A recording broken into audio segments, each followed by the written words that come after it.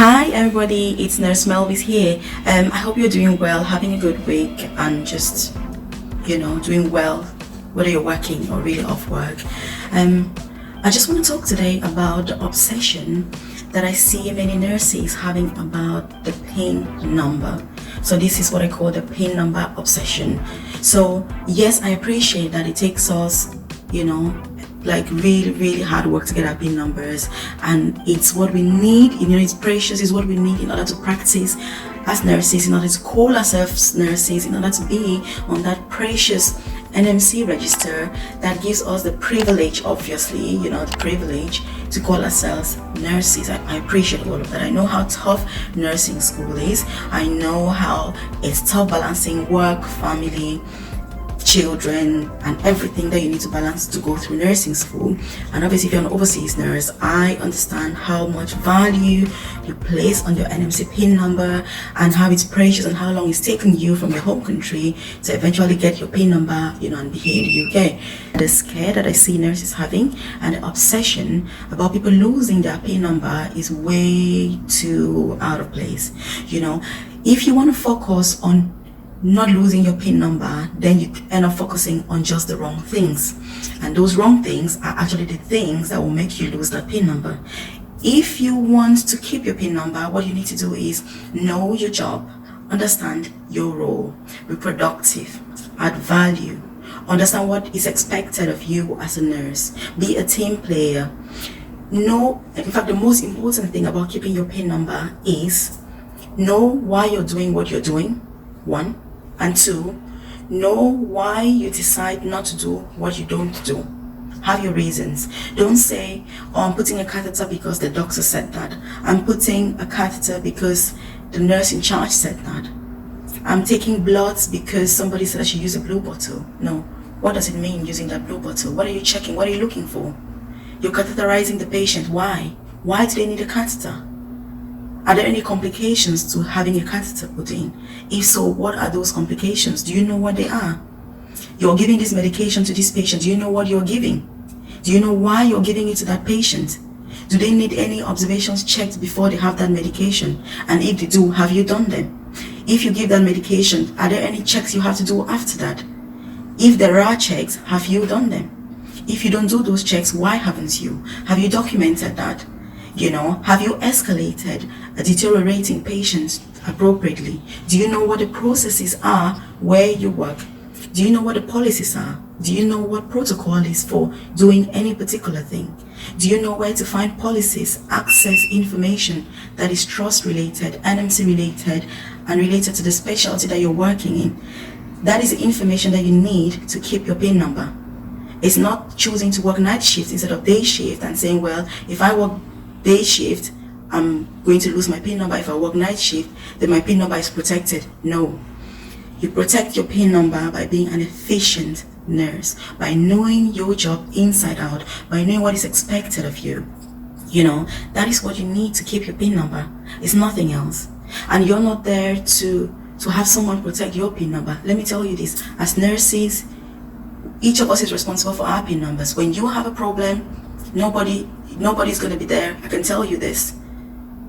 You have to know why you're doing what you're doing. Don't say the nurse in charge asked me to. No.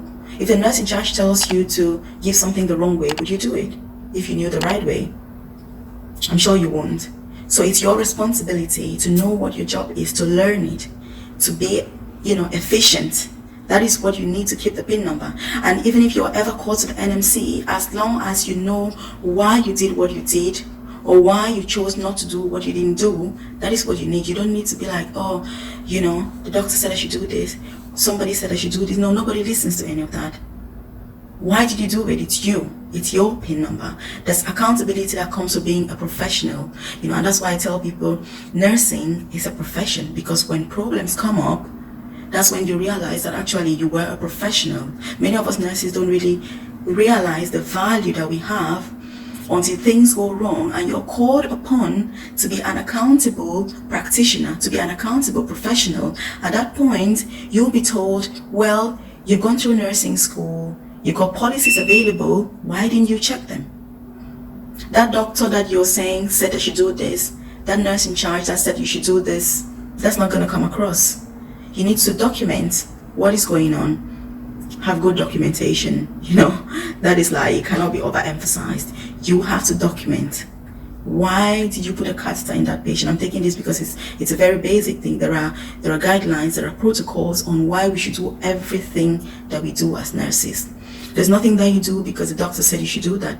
No, because the nurse in charge said that. This is very common. And even now, when I walk into wards and I see, nurses especially doing something, and I'm like, oh, why are you doing this?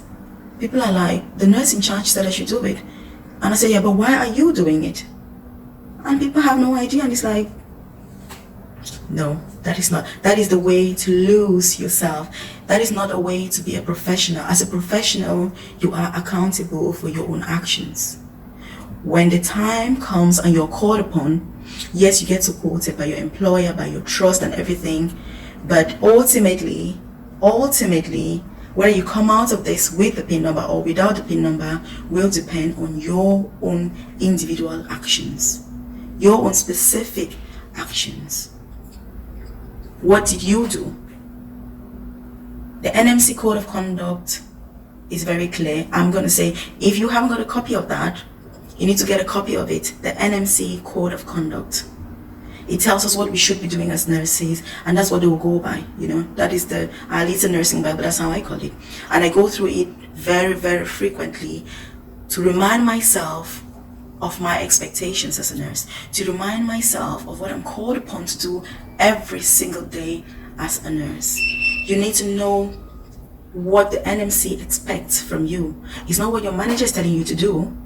No, it's not your manager that gives you your PIN number. Your manager is at work every day. Their own objective is keeping their own PIN number as well. So when it comes to being called upon as professionals, nobody is going to be accountable for another person. You are accountable for your PIN number. So if you just think how hard you've worked to get it, whether you're an overseas trained nurse or you've trained in the UK, that should make you want to be efficient. That should make you want to be thorough.